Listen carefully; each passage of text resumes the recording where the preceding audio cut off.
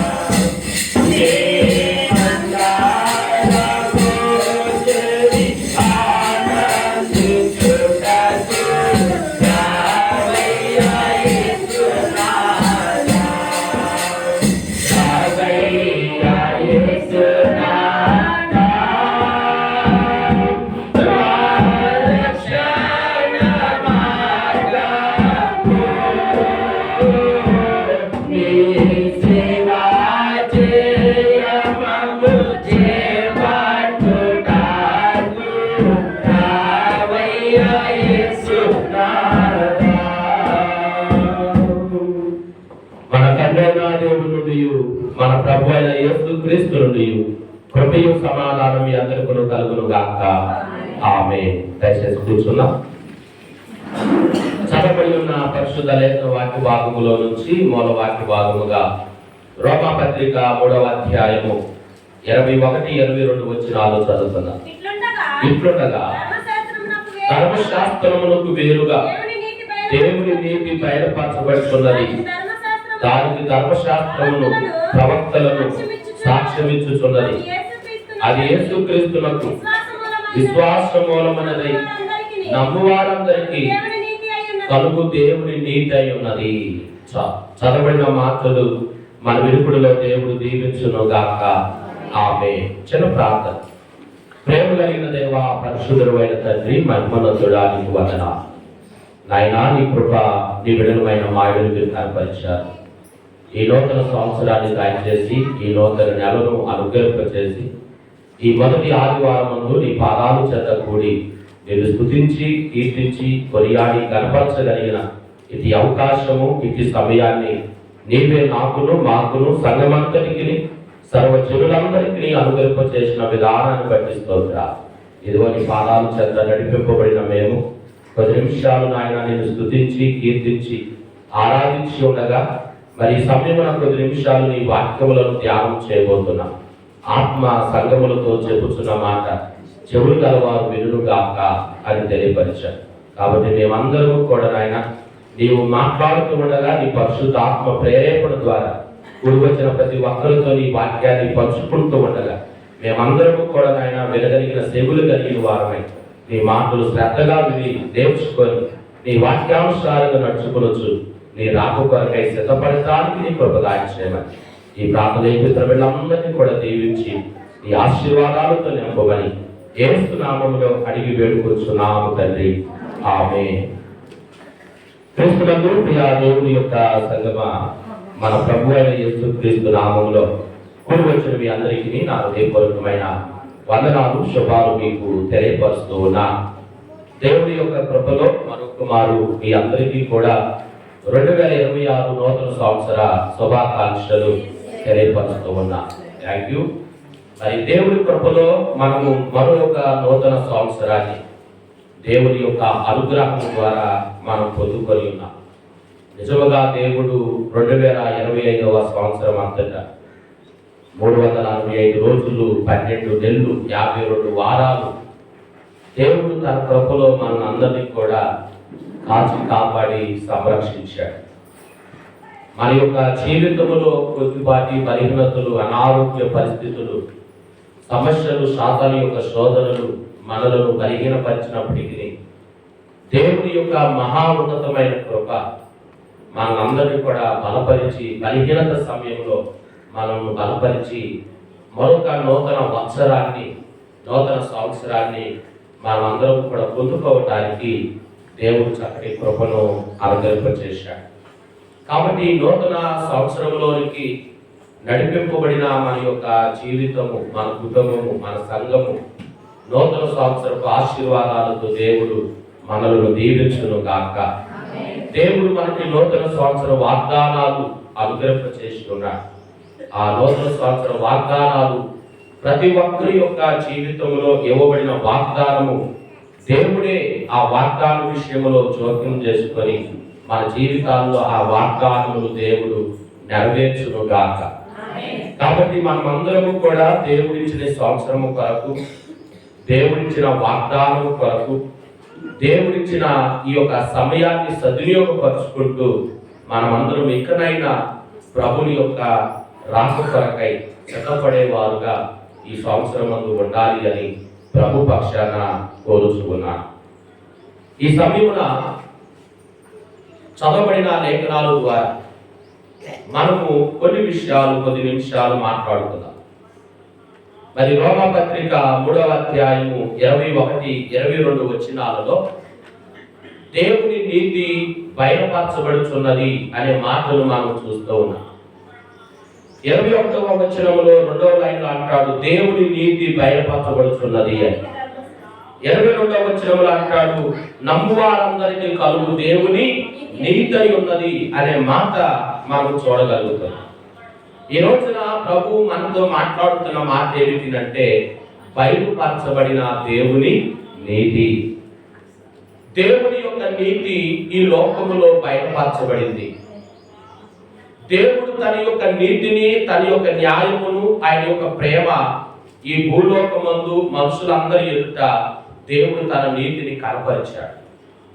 దేవుడు ఎందుకు తన యొక్క నీతిని, తన యొక్క న్యాయమును, ఆయన యొక్క ప్రేమ, ఆయన యొక్క సత్యాన్ని ఈ భూమి మీద మనుషుల ఎదుట కనపరచవలసి వచ్చిందంటే పరిశుద్ధ గ్రంథం అంటుంది కదా, భూమి మీద ఉన్న మనుషులందరూ పాపములో ఉన్నారు, నీతిమంతుడు లేడు, ఒక్కడునూ లేడు, దానిని గ్రహించువాడు ఎవడునూ లేడు.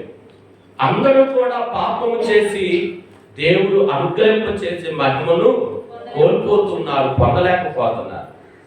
కాబట్టి నీతిని మీరి సత్యమును అసత్యముగా అనుసరిస్తూ దేవుని యొక్క నామానికి, దేవుని యొక్క రాజ్యానికి, దేవుని యొక్క సృష్టికి, దేవుని యొక్క సమస్తానికి కూడా వ్యతిరేకంగా నడుచుకుంటున్న మానవాళి అంతటినీ కూడా దేవుడు ప్రేమించి తిరిగి మళ్ళా మనుషుల్లో నీతిని స్థాపించడం కోసం దేవుడే ఇదిగో తన కుమారుడైన యేసుక్రీస్తుని ఈ లోకానికి ఇవ్వటానికి ఇష్టపడ్డాడు. అందుకే దేవుని యొక్క నీతి బయలుపరచబడింది. అది ఎలాగా బయలుపరచబడింది, ఎవరు ఆ నీతి అయి ఉన్నారు, ఎవరి ద్వారా దేవుడు మానవాళి అంతటికి కూడా నీతిని అనుగ్రహింప చేశాడు అంటే ఈ రోజున చదవబడిన లేఖనాల ద్వారా 3 విషయాలు ప్రభు మాట్లాడుతున్నారు. మొదటి విషయం ఏమిటంటే దేవుని యొక్క నీతి బయలుపరచబడింది. ఎవరి ద్వారా అనంటే ఇదిగో దేవుడు తన సేవకుడైన యేసుక్రీస్తు ద్వారా మానవాళి అంతటికి తన నీతిని బయలుపరిచాడు. అదే చదివిన యెషయా గ్రంథము 42వ అధ్యాయం 1వ వచనం.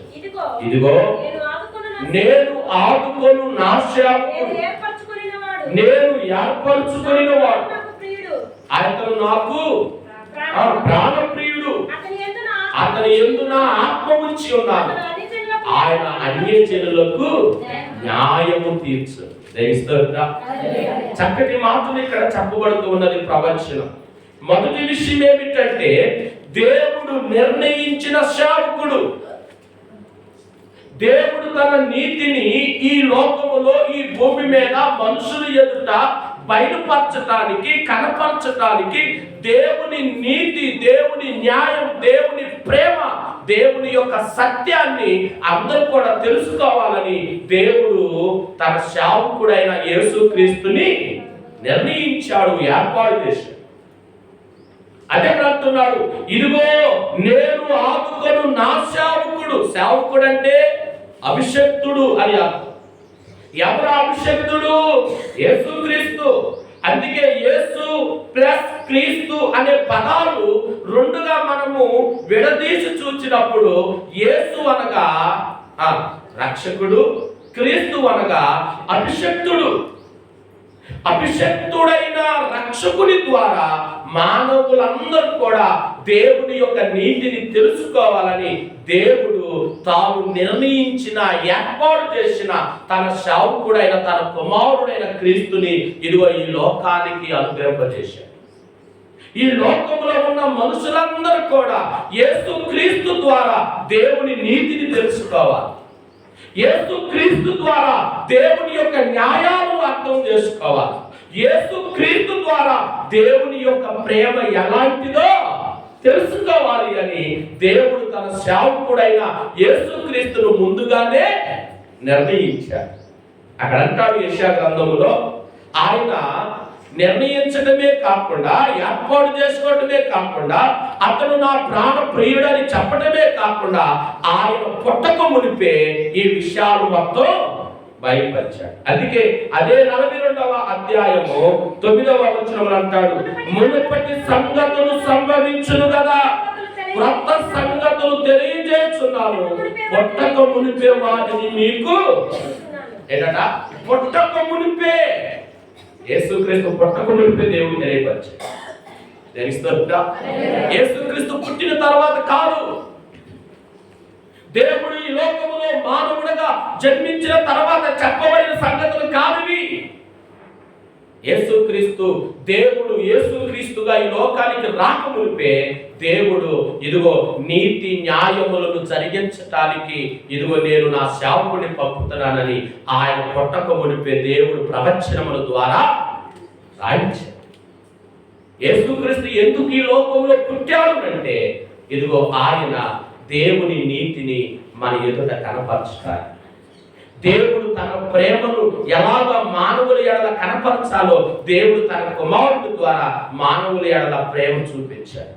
దేవుడు సత్యమై ఉన్నవాడు, ఆయన సత్యము ఎలా ఉంటుందో, ఆయన యొక్క నిజాయితీ, యథార్థత, పరిశుద్ధత, పవిత్రత ఎలా ఉంటుందో యేసుక్రీస్తు లోకాలకు వచ్చి ఆ దేవుడు ఎలా ఉంటాడో, ఎలాగ నడుస్తాడో, ఎలాగ బ్రతుకుతాడో, ఎలాగ జీవిస్తాడో, ఎలాగున మనుషులను ప్రేమిస్తాడో దేవుడు తన కుమారుడు ద్వారా చూపించాడు. ఎంతో గొప్ప ప్రేమ దేవుడిది. నిన్ను నన్ను మనల్ని ప్రేమించి దేవుడు తన యొక్క నీతిని మన ఎదుట బయటపరచడానికి ఇదిగో దేవుడు తన సేవకుడైన క్రీస్తుని ఏర్పాటు చేసుకున్నాడు.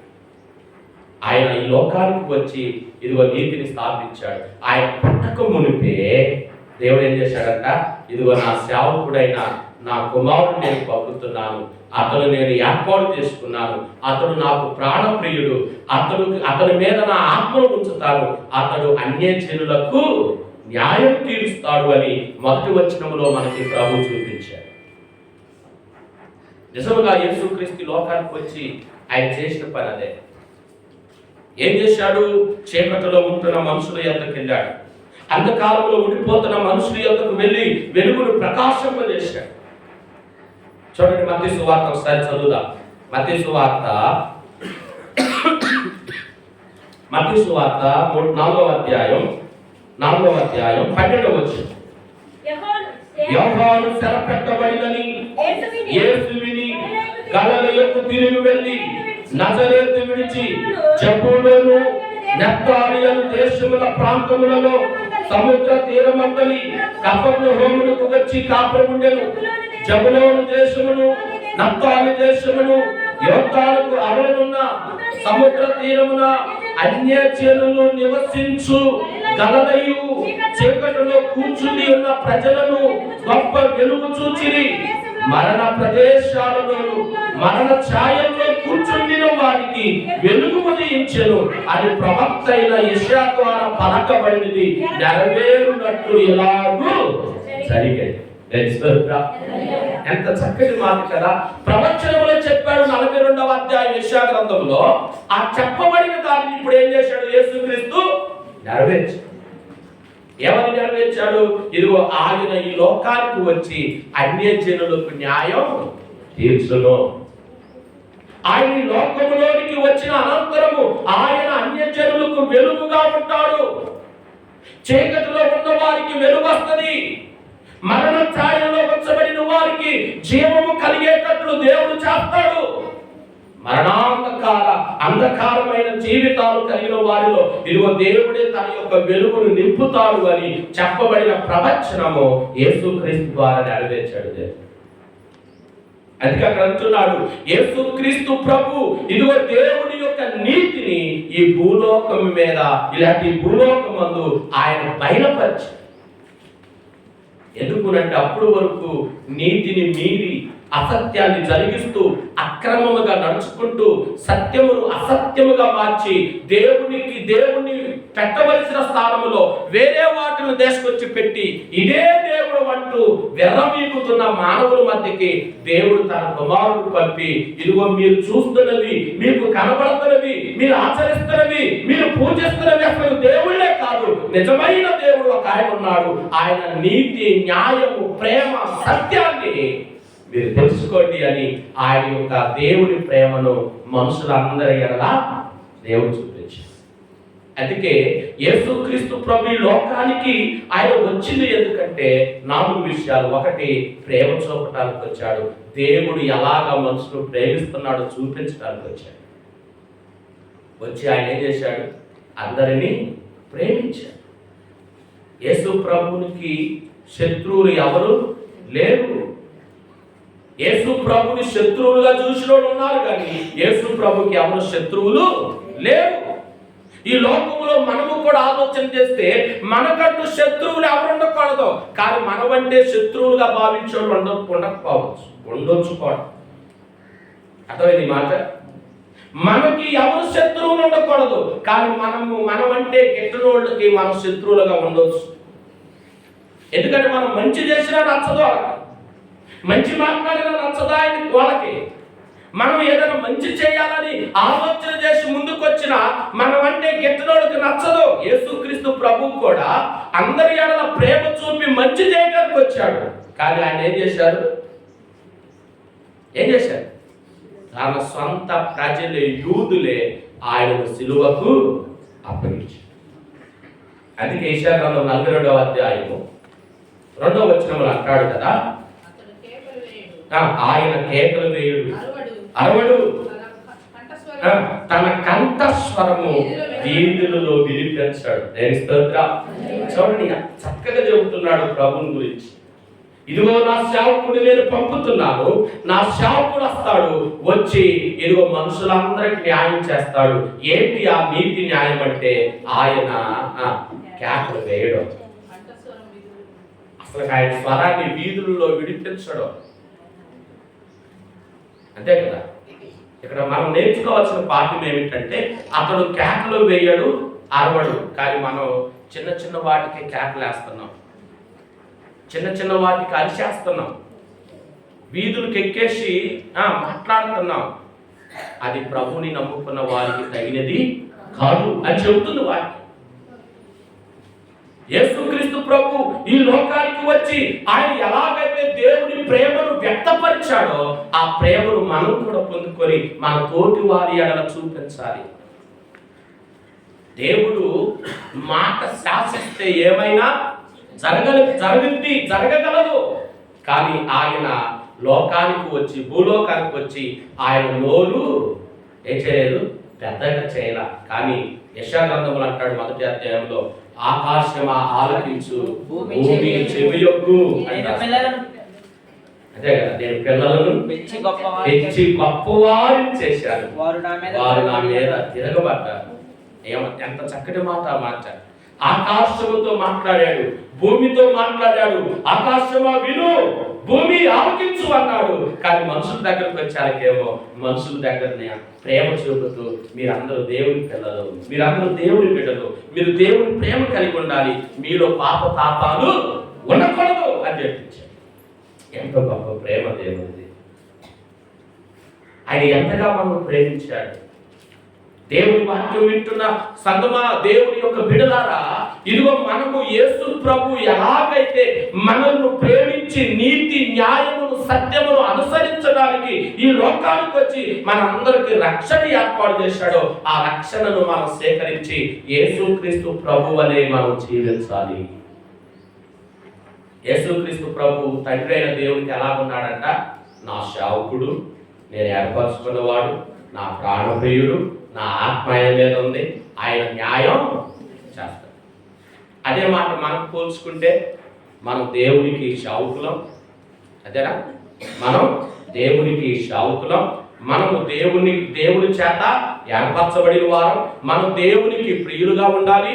మనము దేవుని ఆత్మతో నింపబడాలి. మనం ఈ భూమి మీద నీతి న్యాయాలు జరిగించాలి. అది దేవుని ఉద్దేశం. కానీ మనలో ఆయన ఉద్దేశం లేకుండా పోయి, దేవుని ఉద్దేశం ఏంటంటే, ఇదిగో నా కుమారుడి లోకానికి వస్తాడు, మనుషుల మధ్య తిరుగుతాడు, మనుషులతో నడుస్తాడు, మనుషులతో మాట్లాడతాడు, మనుషుల మధ్య ప్రేమ చూపుతాడు, మనుషులు ఎలాగైతే ఉంటారో అలాగే ఆయన కూడా శరీరధారికి లోకానికి వస్తాడు, వచ్చి వాళ్ళందరితో కూడా నడుచుకుంటాడు. కానీ ఆయన మాత్రం పాపం చేయడు. ఆయన కేకలు వేయడం, ఆయన అరవడం, ఆయన వీధుల్లో కనబడడం, అసలు తన స్వరాన్ని వినిపించడు. ఎలాగైతే ఆయన తన ప్రేమను వ్యక్తపరిచాడో ఆయన నమ్ముకున్న నువ్వు కూడా అలా ఉండాలి అని చెబుతుంది. లేదు నేను కేకలేస్తాను, నేను వస్తాను, నా నోరు పెద్ద చేసి మాట్లాడతాను అంటే దేవుడు అలాగ ఉండాలని అసలు ఆయన కోరుకోడు. యేసుక్రీస్తు ప్రభు వారు నువ్వు ఎలా ఉండాలంటే క్యాప్లు వేయకూడదు, అనవసరంగా క్యాప్లు వేసుకోకూడదు, ఎవరి మీద అరవకూడదు మనం. ఎందుకంటే పరిశుద్ధ గ్రంథం అంటుంది, ఇదిగో నీవు నీ తోటి దాసుని వ్యక్తుడా అని అంటేనే పాపం చేసినాడు, పనికి మాలోడా అని అంటేనే నరహత్య చేసినాడు. అవునా కదా? అవునా? పరిశుద్ధ మత్తయి సువార్తలో ఉంటుంది. మనము వ్యక్తుడా లేకుంటే ద్రోహి లేకుంటే పనికిమాలినోడా అనే మాట వాడితేనే మనం పాపం చేసిన వారమైతే, దేవునికి విరుద్ధంగా మనం మాట్లాడే వారమైతే, మరి అనవసరంగా మనం కేకలేసుకుంటూ అరుచుకుంటూ వీధుల్లో గొంతులు వినిపించుకుంటూ నలుగురు చూచి నవ్వేటట్టు దేవుని నామాన్ని అవమానపరిచేటట్టు ఇష్టం వచ్చినట్టు జీవితాన్ని ఎల్లబుచ్చేసుకుంటా ఉంటే దేవుడు ఎలాగ నేను ఇష్టపడతాడు? దేవుడు ఎలాగ నేను ప్రేమిస్తాడు? అయినా ఆయన ప్రేమ మన ఎడల వెల్లడిపరిచాడు, ఆయన నీతిని బయలుపరిచాడు. దేవుడు ఎంతో గొప్ప ప్రేమ దేవుడు. అందుకంటాడు, ఆయన ప్రేమను వెల్లడపరచుటకై, ఆయన నీతిని స్థాపించుటకై, ఆయన న్యాయమును జరిగించుటకై, ఆయన సత్యమును అనుసరించేటట్లు చేయుట కొరకై యేసుక్రీస్తు లోకానికి వచ్చి మనందరి కొరకు రక్షణను సిద్ధపరిచాడు. కాబట్టి మనము కూడా దేవుడు తన కుమారుడైన క్రీస్తుని ఏ విధంగా అయితే ఏర్పాటు చేసుకొని ప్రేమించి ఆత్మను అనుగ్రహింపచేసి న్యాయము జరిగిస్తాడు అని ఎంత నమ్మకాన్ని కుమారుని యందు దేవుడు కలిగి ఉన్నాడో అదే నమ్మకం మన ఎడల దేవుడు కలిగి ఉన్నాడా? ఇదిగో నన్ను నమ్ముకున్న నా పిల్లలు, నా రక్తమిచ్చుకున్న నా పిల్లలు, నా యొక్క శక్తి అంతటిని, నా యొక్క కలిగిన సమస్తాన్ని దారిపోసి సంపాదించుకున్న నా పిల్లలు నాకు నచ్చినట్టే నడుచుకుంటారు అనే ఆ నమ్మకాన్ని దేవుని ఎదుట కనపరుస్తున్నావా? మనం అనుకుంటాం మా పిల్లలు మా మాటే వింటారు, ఎవరు మాట్లాడరు అనుకుంటా లేదా? మేము చెప్పినట్టే నడుచుకుంటారు, మా మాట మీరి వెళ్ళరు అని అనుకుంటాం. మరి అలాంటప్పుడు మన పరమ తండ్రి అయిన దేవుడు కూడా మన విషయంలో నా పిల్లలు నా మాట వింటారు, నా మాట మీరి పోరు, వాళ్ళు నాకు నచ్చినట్లుగానే నడుచుకుంటారు అని ఆయన ఎంతో ఆశతో చూస్తున్నాడు మన వైపు. కానీ మనం ఎలా నడుచుకుంటాం? అదే అంటాడు రోమపత్రికలో. రోమపత్రిక చదువుదాం, 3వ అధ్యాయం. రోమపత్రిక 3వ అధ్యాయం 12వ వచనం. అందరూ త్రోవ తప్పి ఏకముగా పనికి మారిన వారైరి, మేలు చేయువాడు లేడు, ఒక్కడైనను లేడు. అందరేంట త్రోవ తప్పి తొలగిపోయారు, అందరూ పనికి మారిన వారైపోయారు. అంటే పనికి మారిన వారంటే చెప్పాలి, మాట వినేవాళ్ళు కాదు, అంటే పనికి వచ్చేవాళ్ళు కాదు, పనికిరాని మాటలన్నీ పని బాట లేకుండా మాట్లాడుకుంటారు. పనికి మానవులు అంటే అర్థం, ఉపయోగపడేది ఏం లేదు. అందరూ పనికి మాలిన వాళ్ళు అయిపోయారంటే అందరూ కూడా త్రోవ తొలగిపోయారు. అసలుకి నీతిని, సత్యమును లేకుంటే పరిశుద్ధతను, యథార్థతను కొనసాగించే వాళ్ళు లేరు. అది కడుతున్నాడు కదా ఆయన చెబుతున్న మాట. ఇవి అందరూ త్రోవ తప్పి ఏకముగా పనికి మాలిన వారై, మేలు చేయవారు లేడు, ఒక్కడైనను లేడు. వారు గొంతుగా తెరిచిన సమాధి. మన గొంతుకి ఎలాంటిదంట? తెరిచిన సమాధి. తెరిచిన సమాధి అంటే ఒక సమాధి దగ్గరికి వెళ్ళి మనం పైన మట్టి మొత్తం తీసి సమాధి తెరిస్తే ఆ సమాధిలో ఉన్న కంపు మొత్తం బయటకు వస్తుంది. ఇప్పుడు మన గొంతు కూడా ఎలా ఉందంటే, మన నోరు ఎలా ఉంది చెప్పాలి, ఎలా ఉంది? తెరిచిన సమాధి వలె ఉంది. అంటే ఈ నోటు నుండి దుర మాటలు, అంటే చెడ్డ మాటలు, పనికి మాలిన మాటలు వస్తున్నాయి. ఈ గొంతు నలుగురికి ఉపయోగపడేటానికి వాడబడాలి. ఈ గొంతు నలుగురిని దూషించడానికి వాడబడాలి. మన గొంతు అలాగే వాడుతున్నామా? ఇక్కడ అంటాడు, మీ వారి గొంతుక తెరిచిన సమాధి, తమ నాలుకతో ఏం చేస్తారంట? మోసము చేయుదురు. నాలుకలతోనే మోసం చేస్తారు. నాలుకలతో ఎలా చేస్తారు చెప్పండి? నాలుకలతోనే మోసం చేస్తారంట. ఎలాగా చెప్పాలి? నాలుగుతోనే మోసం చేయడం అంటే ಎಷ್ಟು వచ్చినట్టు మాట్లాడాలి. అవసరానికి పద్ధతంగా, అవసరం తీరే పద్ధతి, మోసకరమైన విధంగా మనం ఉండకూడదు. తర్వాత అంటాడు, వారు పెదవుల కింద ఏమన్నంట? సర్ప విషయం ఉంది. కొంతమంది అంటారు, నా నాలుగు చూడు మత్సందు చూసి వాడతారు. మత్సుంటే ఏంటి అర్థం? మత్సుంటే ఏంటి అర్థం ఏంటి? నాకు మత్స ఉంది, నేను ఏదన్నా జరిగిపోయింది, నేను చెప్పించానంటే మీరు సత్తారనంట. కానీ ఇక్కడ దేవుడు వాక్యం అంటుంది, మీ నాలుకల కింద సర్ప విషయం కాదు ఉండాల్సింది, మీ నాలుకలలో దేవుని వాక్యం ఉండాలి. మీ నాలుకలు దేవుని వాక్యాన్ని ప్రతినిత్యము చెప్పేటట్లు, వర్ణించేటట్టు, మాట్లాడేటట్టు ఉండాలి. కానీ చాలా మంది నాలుకల కింద విషయాన్ని దాచుకుంటారు. అలా ఉండకూడదు. విశ్వాసం దేవుని యొక్క ప్రేమ కలిగి ఉండాలి. దేవుడు తన నీతిని ఎందుకు బయలుపరిచాడంటే మనమందరము దేవుని యొక్క పోలికలోనికి మార్చబడాలి, ఆయన స్వరూపంలోకి మార్చబడాలి. ఆయన నీతి మనకి బయలుపరచబడిన ఇంకా మనము అనీతిగానే, అక్రమముగానే, అన్యాయముగానే, అసత్యాన్ని జరిగిస్తూ ఇంకా మనము తిరుగుతున్నాము అంటే, నడుచుకుంటున్నామంటే ఇదిగో దేవుని యొక్క ప్రేమను అర్థం చేసుకోవాలి. దేవుని నీతిని ఇంకా నువ్వు పొందుకోకుండా జీవించేస్తాడు. అందుకే ఈ రోజున అంటాడు, బయలుపరచబడిన దేవుని నీతి. ఆ దేవుని నీతిని మనం అందరము కూడా పొందుకోవాలని దేవుడు తన సేవకుడైన క్రీస్తుని ఈ లోకానికి అనుగ్రహింపజేశాడు. ఇంకా కింద వచ్చిన చదివితే చాలా మాటలు ఉన్నాయి. వారి నోటి నిండా శపించుటయు పగయు ఉన్నవి, రక్తము చిందించుటకు వారి పాపములు పరిగెత్తుచున్నవి, నాశనములు కష్టములు వారి మార్గములో ఉన్నవి, శాంతి మార్గము వారి ఎరగరు. ఏ మార్గం అంట? శాంతి మార్గాన్ని ఎరగరు. కానీ యేసుక్రీస్తు లోకానికి వచ్చి శాంతిని స్థాపించాడు, శాంతిని కలుగు చేశాడు, సమాధానమును ఆయన అనుగ్రహింప చేశాడు. కాబట్టి ఆయన నమ్మిన వారు ద్వారా ఆయన సన్నిధికి నడిపింపబడిన సంగమా, మనమందరం కూడా క్రీస్తుని కలిగి, క్రీస్తుని యొక్క పోలికలోకి మార్చబడి ఆయన యొక్క స్వరూపమందు ఆయన నిత్యము మనము వెంబడించేటట్లుగా ఈ సంవత్సరమైన మన జీవితాన్ని మలుచుకుందాం ఆయన సన్నిధిలో. అందుకంటాడు, ఒకటి తన సేవకుడైన అభిషేకుని దేవుడు ఈ లోకానికి పంపాడు. ఆయన ద్వారా ఏం చేయబడింది? నీతి బయలుపరచబడింది. దేవుని నీతి బయలుపరచబడింది. ఆ దేవుని నీతి చేత మనం నింపబడాలి.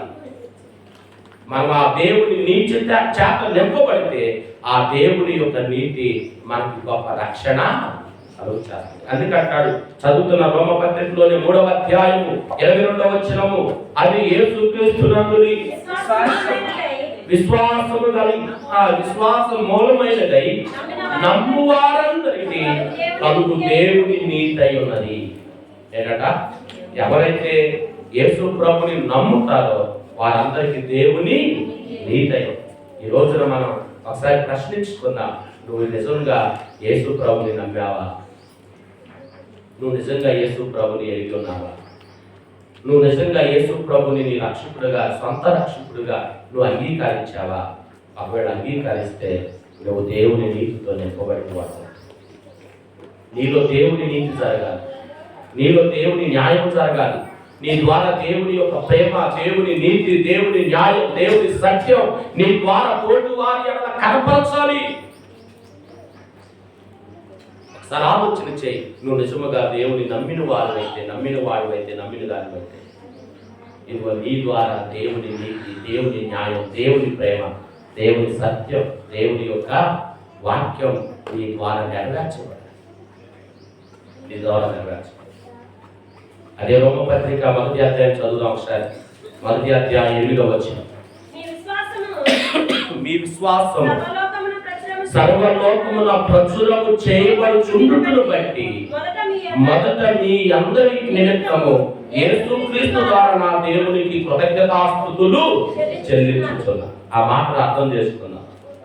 ఆ మాటలో ఉన్న గొప్ప సత్యం ఏమిటంటే ఇక్కడ అంటాడు, మీ విశ్వాసము సర్వలోకమున ప్రచురము చేయబడుచుండు నిమిత్తం. మన విశ్వాసం ఏం చేయబడాలా?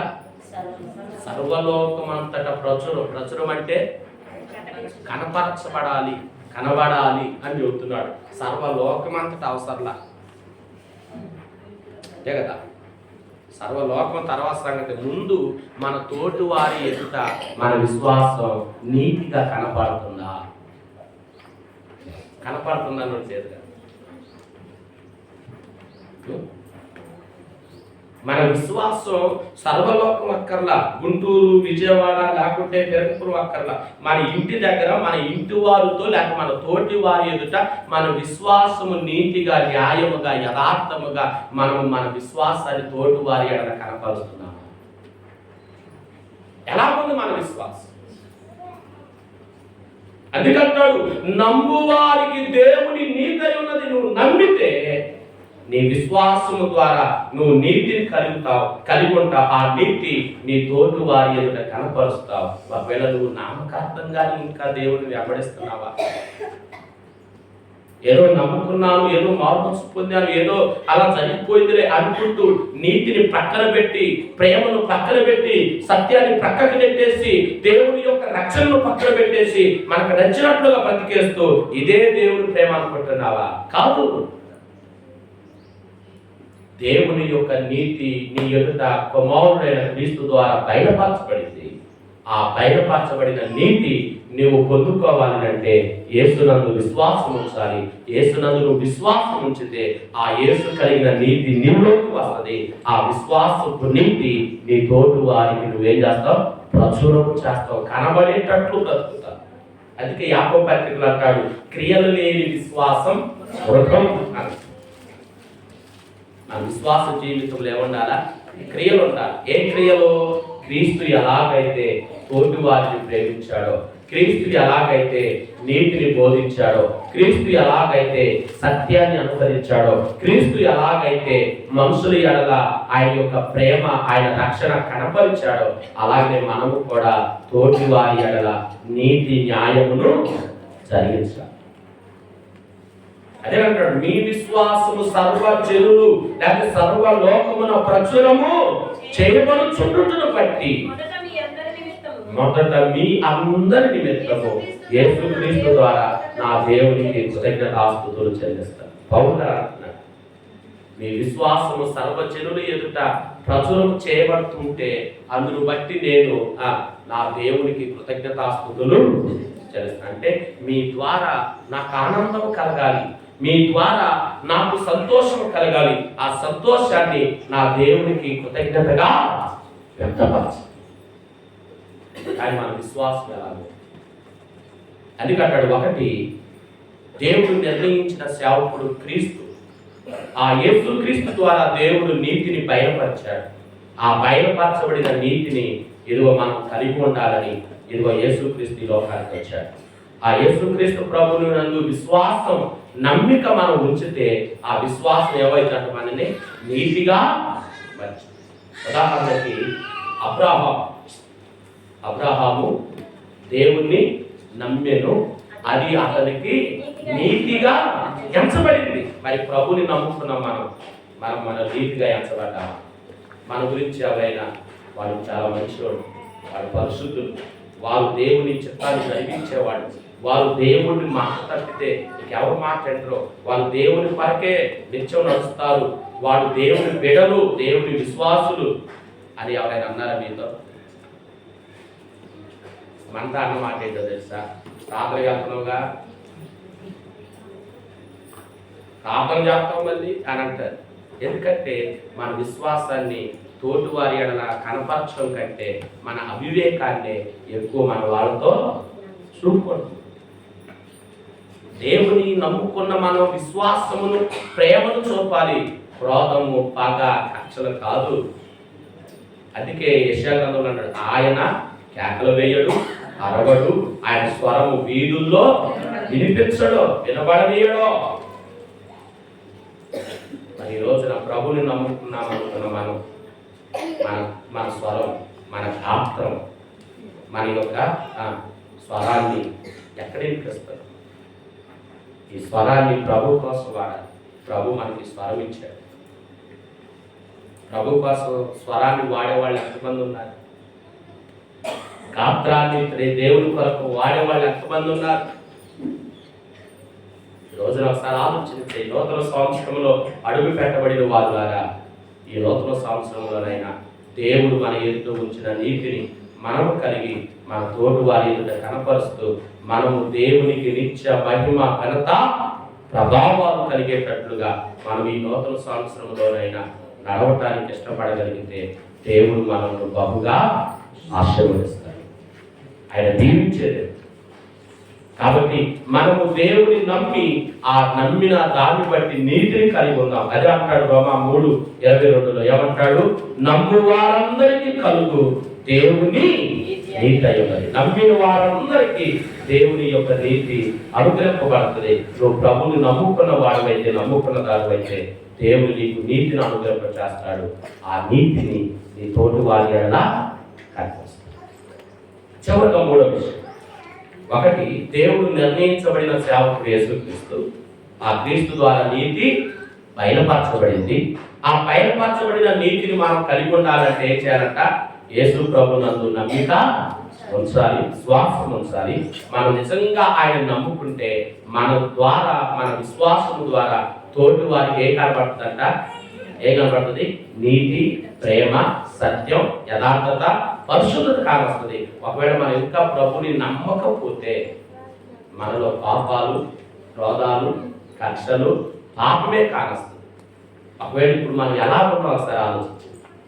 నీ విశ్వాసం నీ తోటి వారికి ఎలా ఉంది? ఆ విశ్వాసం ఆమె చాలా మంచిది, ఆయన చాలా మంచోడు, ప్రభువుని నమ్ముకున్నాక మారాడు, ప్రభువుని నమ్ముకున్న తర్వాత మార్చబడింది, మంచిగా మాట్లాడుతుంది, మన దాకా ఎక్కడ పెడితే అలా మాట్లాడింది, ఇప్పుడు బాగా నడుచుకుంటుంది అనే సాక్ష్యం కలిగి ఉన్నారా? ఆ సాక్ష్యం నీకుందా? ఒకవేళ లేకపోతే ఈ సంవత్సరం అయినా మంచి సాక్ష్యాన్ని సంపాదించుకొని తోటి వారి నీ తోటి వారి ద్వారా నువ్వు మంచి సాక్ష్యాన్ని కలిగి ఉండేటట్లుగా నీ జీవితాన్ని దేవుని సన్నిధిలో మలుచుకో. దేవుని సన్నిధిలో నడుచుకోవడానికి ఇష్టపడి. ఇక చివరిగా మూడోది మనం చూడగలిగితే మత్తయి సువార్త 3వ అధ్యాయం. మత్తయి సువార్త 3వ అధ్యాయము 9వ వచనం చివరి లైన్, అంటే 10వ వచనానికి ముందు, మారు మనసుకు తగిన ఫలమును ఫలించు. ఏంటంట? మారు మనసుకు తగిన ఫలమును ఫలించాడు. ఎక్కడైనా మనం ఏం చేయాలా? మారు మనసుకు తగిన ఫలాన్ని ఫలించాలి. అంటే పశ్చాత్తాప హృదయంతో మన పాపపు జీవితాన్ని ఈ రోజైనా మనం విడిచిపెట్టి ప్రభుని పరిపూర్ణముగా, పరిశుద్ధముగా, యథార్థంగా ఆయనను విశ్వసించి నమ్ముకొని ఆయనను కలిగి ఆయన సన్నిధిలో మనం ఎక్కడైనా నడుచుకోగలిగితే ఆయన ఏం చేస్తాడంట? మారు మనసుకు తగిన ఫలాన్ని దేవుడు దయచేస్తాడు. అదే అధ్యాయం చివరి వచ్చిన 17వ వచనం చదువుదాం. 17 మరియు ఇదిగో ఈయన నా ప్రియ కుమారుడు, ఈయన యందు నేను ఆనందించుచున్నాను అని ఒక శబ్దము ఆకాశము నుండి వచ్చింది. యెషయా గ్రంథం 42 ఏమన్నాడు? ఇదిగో ఆకులు నా సేవకుడు, ఇతను నేను ఏర్పాటు చేసుకున్నాను, ఇతడు నా ప్రాణప్రియుడు, ఇతని మీద నా ఆత్మను ఉంచాను, ఈయన అన్ని జనులకు ఆయన చేస్తాడు, ఆయన కేకలు వేయడు, ఆయన అరవడు, ఆయన వీధుల్లో స్వరాన్ని వినిపించడు అని రాయించాడు. అదే మాట యెషయా గ్రంథం 42వ అధ్యాయం 1వ వచనాన్ని, మత్తయి సువార్త 3వ అధ్యాయం 17వ వచనాన్ని ప్రక్క ప్రక్కన పెడితే ఆ ప్రవచనం ఈ యేసుక్రీస్తు ప్రభువులో నెరవేర్చబడింది. ప్రభు అంటున్నాడు, ఆకాశం నుండి ఒక స్వరము అక్కడ బాప్తిస్మము తీసుకుంటున్న సమయంలో అందరికి వినిపించాడు. బాప్తిస్మం నుంచి యోహాను విన్నాడు, ప్రజలందరూ కూడా విన్నారు. ఆకాశం నుండి ఒక స్వరం రావడం. ఏమన్నది ఆ స్వరం? ఇతడు నా ప్రియ కుమారుడు, ఇతని యందు నేను ఆనందిస్తాను. తెలుస్తుందా? రోజున మరి మనము కూడా దేవునికి ప్రియ కుమారులుగా, కుమార్తెలుగా ఉంటూ మనము ప్రభుని ఆనందపరిచే వారుగా ఉన్నామా? ప్రభు ఆ మాటను మన గురించి చెప్పగలరా? ఇదిగో ఈమె నా ప్రియ కుమార్తె, ఈయన నా ప్రియ కుమారుడు, ఇదిగో వీరిని బట్టి ఈమెను బట్టి ఏను బట్టి నేను ఆనందిస్తున్నాను అని దేవుడు నీ గురించి అలా చెప్పగలడా? చెప్పే అవకాశం ఉందా మన గురించి? ఒకవేళ మనము ఆలోచన చేసుకోగలిగితే ప్రభు వాక్యం ద్వారా మనం ఇంకనైనా మార్చబడాలి. ఈ నూతన సంవత్సరంలోనైనా మన విశ్వాసం, మన సాక్ష్యం తోటి వారి ఎదుట మంచిగా ఉండాలి. ప్రభు కొరకు నమ్మకంగా జీవించాలి. ప్రభు రాక కొరకు ఎక్కడైనా మనం పరిశుద్ధంగా జీవిస్తూ ఆయన రాక కొరకు కనిపెడతాం. అందుకే దేవుడు తన నీతిని మన ఎదుట బయటపరచు. కాబట్టి ఇదే అనుకూలమైన సమయం, ఇదే దేవుడు మనకి ఇచ్చిన మంచి సమయం, మంచి సంవత్సరం, మంచి తరుణం. ఎక్కడైనా నీ విశ్వాసము తోటి వారికి మంచి చేసేటట్లు, ఆ తోటి వారి ద్వారా సాక్ష్యాన్ని నిలబెట్టుకునేటట్టు, కాపాడుకునేటట్లుగా నీ జీవితం దేవుని ఎదుట కనపరచు. దేవుడు తన కుమారుడైన క్రీస్తు ద్వారా నీతిని బయటపరిచాడు. ఆ నీతిని మనము కలిగి ఉండాలని దేవుడు తన కుమారుడిని మనకు రక్షకుడిగా ఏర్పాటు చేశాడు. ఆ కుమారుడు ద్వారా మనము రక్షణ పొందుకొని ఎక్కడైనా మనము మారు మనసుకు తగిన జీవితాలు జీవిస్తూ తండ్రైన దేవుడికి ప్రేమైన బిడలముగా, ఆయనకు సొత్తైన చరంగంగా మనం నిత్యము నడిపింపబడదాం. అతి కృప పరిశుద్ధాత్మ దేవుడు కూడి వచ్చిన మనందరికీ అనుగ్రహించేయను గాక. ఆమేన్. సమస్త జ్ఞానం ఇచ్చిన దేవుడి యొక్క సమాధానం యేసుక్రీస్తు వలన దేవులకు మీ తలంపుడును తావులియును గాక. ఆమేన్.